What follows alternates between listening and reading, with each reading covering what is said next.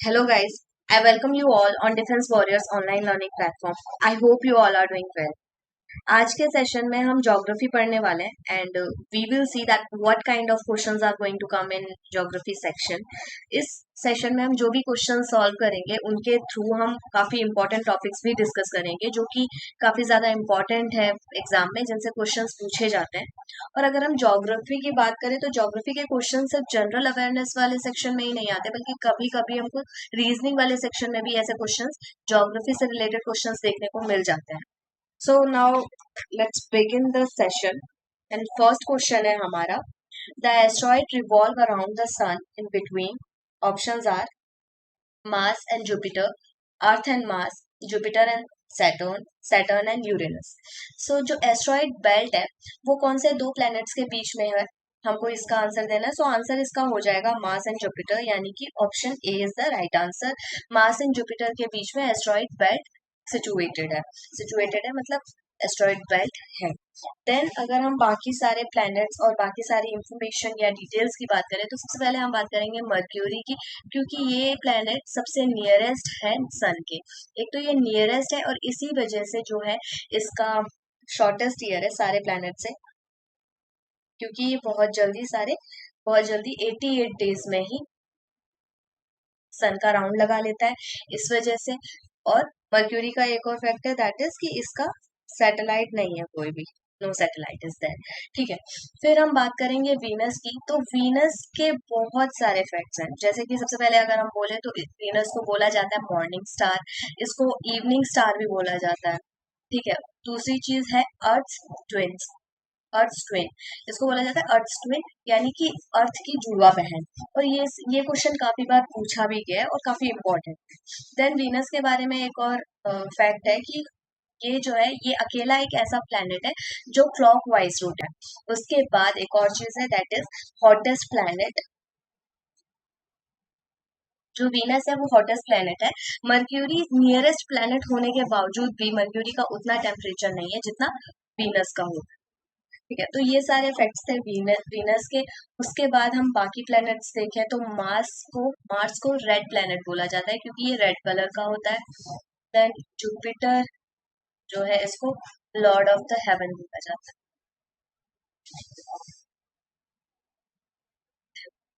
Then Saturn से question पूछ लिया जाता है मैक्सिमम सैटेलाइट कौन से प्लैनेट की है. सो मैक्सिमम सैटेलाइट जो है वो सैटर्न की है. एक और क्वेश्चन पूछ लिया जाएगा दैट की largest satellite of solar system.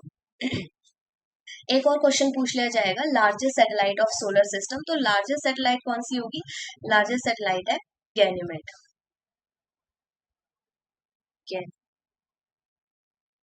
Then हम ये सब जानते हैं कि सन जो है वो सेंटर में होता है, उसके बाद सोलर सिस्टम में सेंटर में होता है और इसके आसपास सारे प्लेनेट होते हैं जो राउंड लगाते हैं, इसका चक्कर लगाते हैं. बट ये किसने बोला था, हमें कैसे पता चला कि सन सेंटर में है. हमसे क्वेश्चन पूछ लिया जाता है that who propose that sun is at the centre of the solar system. तो ये किसने बोला था, ये बताया था केपलर ने. सो ये सारे वन वर्ड आंसर है जो कि आप कैट में पूछ लिए जाते हैं. अभी हमने फर्स्ट क्वेश्चन का आंसर हमने देखा था मार्स एंड जुपिटर है. मार्स एंड जुपिटर के बीच में एस्ट्रॉइड बेल्ट है. उसके बाद हमने ये सारे क्वेश्चंस पढ़े जो कि काफी इंपॉर्टेंट है सारे प्लैनेट्स के बारे में. सेकंड क्वेश्चन है Ahmedabad is situated on the bank of which river. Options are Ganga, Yamuna, Brahmaputra, Sabarmati. जो अहमदाबाद सिटी है वो गुजरात में लोकेटेड है. ठीक है, और कौन सी रिवर पे सिचुएटेड है, ये है साबरमती रिवर पे सिचुएटेड, यानी हमारा ऑप्शन डी राइट आंसर हो जाएगा. साबरमती रिवर है ये मेजर वेस्ट फ्लोइंग रिवर है. ठीक है, मेजर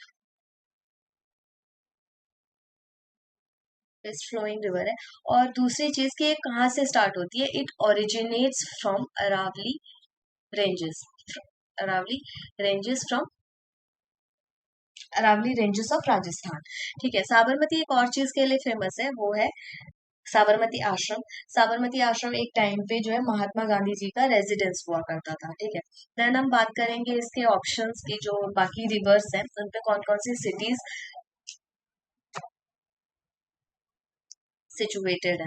जैसे कि गंगा पे सिचुएटेड है वाराणसी. ठीक है, और वाराणसी सिटी जो है, it is one of the oldest inhabited cities in the. Then Yamuna की बात करेंगे। यमुना पे कौन सी सिटी सिचुएटेड है? दिल्ली है सिचुएटेड यहाँ पे, और आगरा। ठीक। फिर आता है ब्रह्मपुत्र। ब्रह्मपुत्र कहाँ पे फ्लो करती है? ब्रह्मपुत्र फ्लो करती है नॉर्थ में, और इस पे सिचुएटेड है गुवाहाटी। उसके बाद ब्रह्मपुत्र के बारे में एक और चीज हम देखते हैं, तो ब्रह्मपुत्र को अलग अलग जगह पे अलग अलग नाम से बोला जाता है। जैसे कि इंडिया में तो इसको ब्रह्मपुत्र बोला जाता है, फिर तिब्बत में इसको किस नाम से जाना जाता है?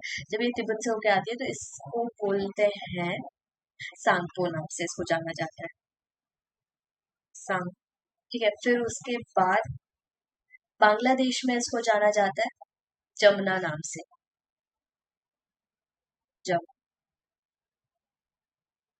और बांग्लादेश में गंगा रिवर को भी पद्मा नाम से जाना जाता है। ठीक है। फिर इसके, ये तो इनके नाम हो गए। फिर उसके बाद अगर हम किसी और सिटी की बात करें, जैसे कि सूरत कहाँ पे सिचुएटेड है? सूरत सिचुएटेड है तापी रिवर पे। ठीक है।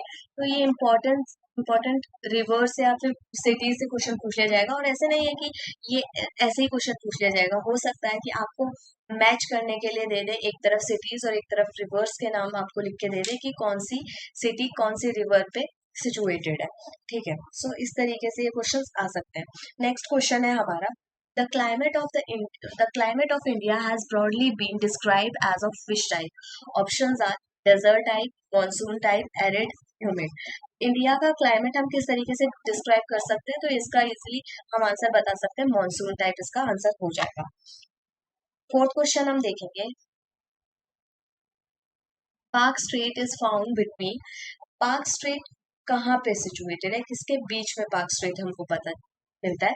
सो पार्क, सबसे पहले तो स्ट्रेट का मतलब क्या होता है? स्ट्रेट एक ऐसा नैरो पैसेज, ऐसा वाटर वे सा होता है जो कि दो लार्जर वाटर बॉडीज को कनेक्ट करता है। जो लार्जर वाटर बॉडीज मतलब दो सी हो गए, या फिर अ, दो सी हो गए, तो इसी तरीके की रिवर्स इनको कनेक्ट करता है, उसको बोलते हैं स्ट्रेट। ठीक है। तो पार्क स्ट्रेट किन दो चीजों को कनेक्ट करता है?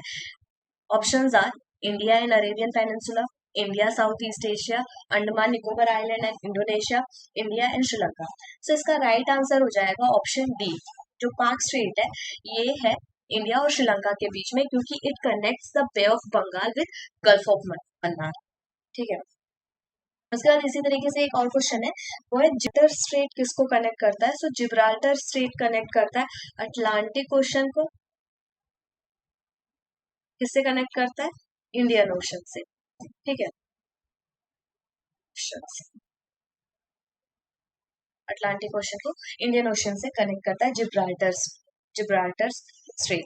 फिर उसके बाद हम बात करते हैं, काफी सारे जो है लाइंस होती हैं दो कंट्रीज के बीच में, जैसे कि इनसे काफी क्वेश्चन पूछे जाते हैं, जैसे कि रेड क्लिफ लाइन कौन सी कंट्रीज को सेपरेट करती है? सो रेड क्लिफ लाइन कौन सी कंट्रीज के बीच सिचुएटेड है? It is situated in India and Pakistan. ठीक है। देन डूरंड लाइन सिचुएटेड है, सेपरेट करती है मतलब अफगानिस्तान और पाकिस्तान को। मैकमोहन लाइन तो आप सबको ही पता होगा, इंडिया और चाइना के बीच के बीच है। देन जो 10 डिग्री चैलेंज है, ये अंडमान को निकोबार से सेपरेट करता है। ठीक है। और जो 8 डिग्री चैनल है, ये लक्षद्वीप को आइलैंड से, जो ये 8 डिग्री चैनल, इसको ऐसे 8 डिग्री चैनल लक्षद्वीप को मालदीव से मालदीव से सेपरेट करता है। ठीक है। तो ये हो गया, इनसे क्वेश्चन पूछा जाता है कि रेड क्लिफ लाइन किस किस के बीच में है, कौन कौन सी कंट्रीज के बीच में है, डूरन लाइन कौन कौन सी कंट्रीज के बीच में है। ये सीडीएस में भी ये क्वेश्चन पूछा गया था। 8 डिग्री चैनल, ये सारा पूछा जाता है। सो हम एक बार फिर से देख लेते हैं। रेड क्लिफ लाइन जो है वो इंडिया और पाकिस्तान को सेपरेट करता है। डूरन लाइन जो है ये अफगानिस्तान और पाकिस्तान को सेपरेट करता है।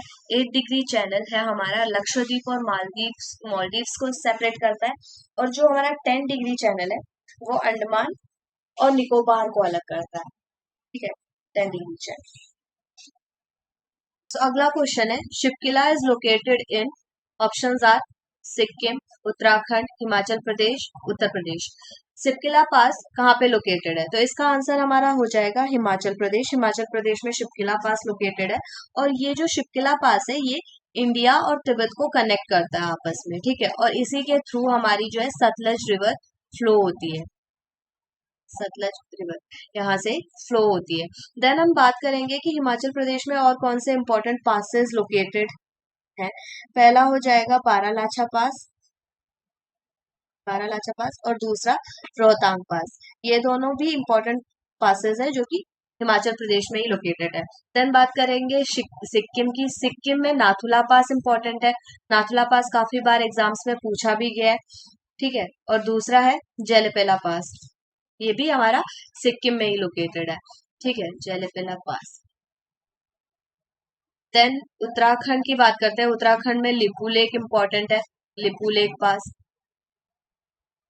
और फिर है एक और दो और इम्पोर्टेंट पासेस है, जैसे कि हो गया बॉमडिला पास और दिहांग।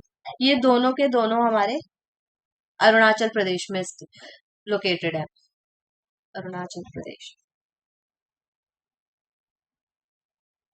सो शिपकिला पास इज लोकेटेड इन हिमाचल प्रदेश। इसका सही आंसर हो जाएगा ऑप्शन सी। अगले क्वेश्चन पे चलते हैं। Which layer of the atmosphere is responsible for the deflection of radio waves?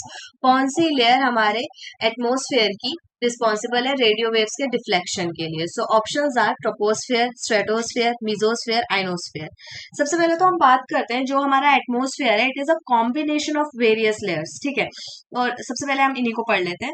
सो जो ये एटमोस्फेयर है that is divided into 5 layers. Let me draw first. ये हो गया हमारा ट्रोपोस्फेयर, ये हो गया स्ट्रेटोस्फेयर, ये हो गया मीजोस्फेयर, ये हो गया थर्मोस्फेयर, और ये हो गया एक्सोस्फेयर। इसको अगर याद करना है आपको तो ये हम इस तरीके से याद कर सकते हैं, एटमोस्ट, ठीक है। एटमोस्ट से ऊपर से नीचे, एक्सोस्फेयर, ई से थर्मोस्फेयर, एम से मिजोस्फेयर, और एस से स्ट्रेटोस्फेयर, टी से हो गया हमारा ट्रोपोस्फेयर। सो हम बात करते हैं सबसे पहले तो जो वेदर फिनोमिनन होता है वो सारा हमें हमारा ट्रोपोस्फेयर पे होता है, ठीक है। ट्रोपोस्फेयर पे सारा का सारा होता है, और यहाँ पर जो है हमारा टेम्परेचर भी डिक्रीज होता है। देन स्ट्रेटोस्फेयर में जाते हैं। स्ट्रेटोस्फेयर में सारे प्राइवेट जेट्स वगैरह यहाँ पर फ्लाई करते हैं। और दूसरी चीज है यहाँ पे ओजोन लेयर सिचुएटेड है। सो ओजोन लेयर इसका पार्ट है स्ट्रेटोस्फेयर का, ठीक है। सो यहाँ पर ओजोन लेयर है तो ऑब्वियसली यहाँ पे हमारा टेम्परेचर इंक्रीज करता होगा। देन मीजोस्फेयर, मीजोस्फेयर एक ऐसा लेयर है जहां पर मेट्रॉइड्स बर्न आउट होते हैं और यहाँ पर हमारा टेम्परेचर डिक्रीज होता है। थर्मोस्फेयर, थर्मोस्फेयर में सैटेलाइट्स एंड यहाँ इसी इसी लेयर पे रेडियो वेव्स का डिफ्लेक्शन होता है, ठीक है। और आइनोस्फेयर थर्मोस्फेयर का एक पार्ट है। देन ये एक्सोस्फेयर, यहाँ पर भी टेम्परेचर आगे बढ़ता ही जाता है और थर्मोस्फेयर पे भी टेम्परेचर बढ़ता जाता है। सो हमारा आंसर हो जाएगा option D. Ionosphere is the layer which is responsible for the deflection of radio waves, और आइनोस्फेयर हमारा किसका पार्ट है? थर्मोस्फेयर का पार्ट है। सो हमारा आंसर हो गया ऑप्शन डी। सेवंथ क्वेश्चन है, which one of the following stars is nearest to the earth? Options are Polaris, Alpha Centauri, Sun, Sirius. So जो अर्थ का नियरेस्ट स्टार कौन सा है, इसका आंसर हो जाएगा सन। एक ऐसा स्टार है जो कि अर्थ के सबसे पास है, ठीक है। फिर उसके बाद हम ऑप्शंस पे अगर जाते हैं तो हमारा ऑप्शन ए है पोलैरिस। पोलैरिस को हम पोल स्टार भी बोलते हैं और इसको नॉर्थ स्टार के नाम से जाना, नॉर्थ स्टार के नाम से इसको जाना जाता है।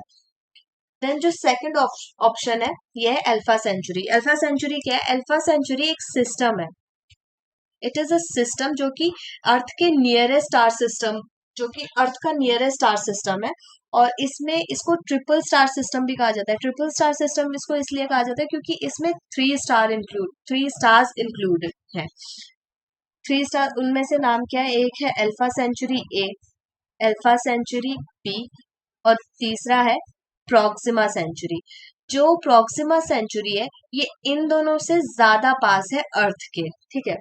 सो ये हमारा हो गया अल्फा सेंचुरी स्टार सिस्टम। उसके बाद ऑप्शन डी अगर हम देखें ये है सीरियस।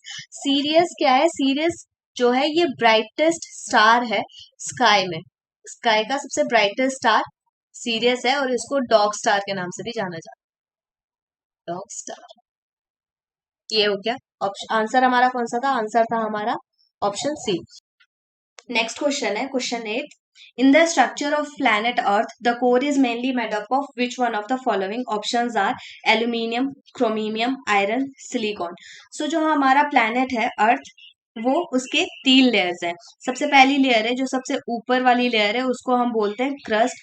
फिर उसके बाद जो लेयर है उसको बोलते हैं मेंटल, और उसके बाद है इसको बोलते हैं कोर। सबसे नीचे जो होती है वो है कोर, बीच में है मेंटल, ऊपर है क्रस्ट। सो क्वेश्चन में पूछा है कि ये जो कोर है वो किससे बनी होती है? ऑप्शंस है एल्यूमिनियम से, क्रोमियम से, आयरन से या सिलिकॉन से। सो हमारा राइट आंसर हो जाएगा आयरन। जो कोर है वो आयरन और निकल से बनी होती है। So right answer will be option सी।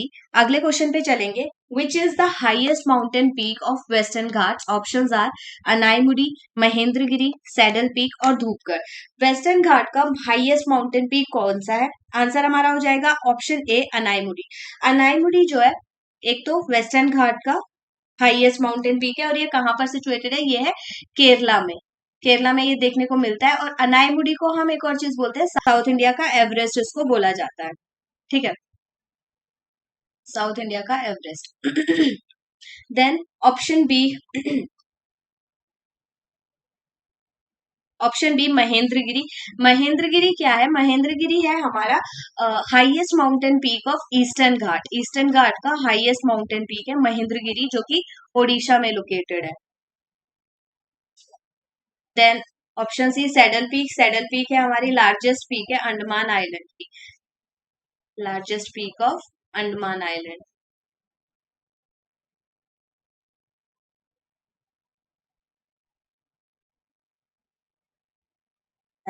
अगला क्वेश्चन हम देखते हैं। ऑप्शन सॉरी क्वेश्चन 10th है। Southern most point of India is, options are Indira col, Nicobar island, Indira point, Kanyakumari. So इसका राइट आंसर हो जाएगा हमारा सदर्न मोस्ट पॉइंट की। अगर हम बात करें इंडियन टेरिटरी में तो हमारा उसका आंसर हो जाएगा इंदिरा पॉइंट। इंदिरा पॉइंट हमारा इंडियन टेरिटरी में सदर्न मोस्ट पॉइंट है। और इसी तरीके से अगर हम बात करें इंडियन मेन लैंड की तो वो हो जाएगा हमारा आंसर कन्याकुमारी।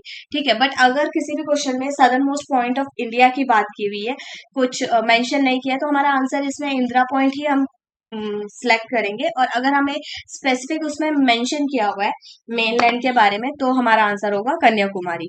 उसके बाद जो ये इंदिरा कोल है, इंदिरा कोल हमारा क्या है? ये है northern most point, northern most point of India. Northern most point of India जो है हमारा इंदिरा कोल है। और इंदिरा कोल लोकेटेड है काराकोरम रेंजेस में। इसी तरीके से इंदिरा पॉइंट कहाँ पे लोकेटेड है? ये हमारा लोकेटेड है अंडमान निकोबार के ग्रेटर निकोबार डिस्ट्रिक्ट में। Indira point greater Nicobar district में ये लोकेटेड है। It was the last question. जो भी क्वेश्चंस हमने डिस्कस किए हैं सारे के सारे काफी इंपॉर्टेंट क्वेश्चंस थे, और इसके साथ साथ इनकी एक्सप्लेनेशन भी काफी important. And now this is the end of this video. So for more videos, please like, share and subscribe Defense Warriors. Thank you so much for watching.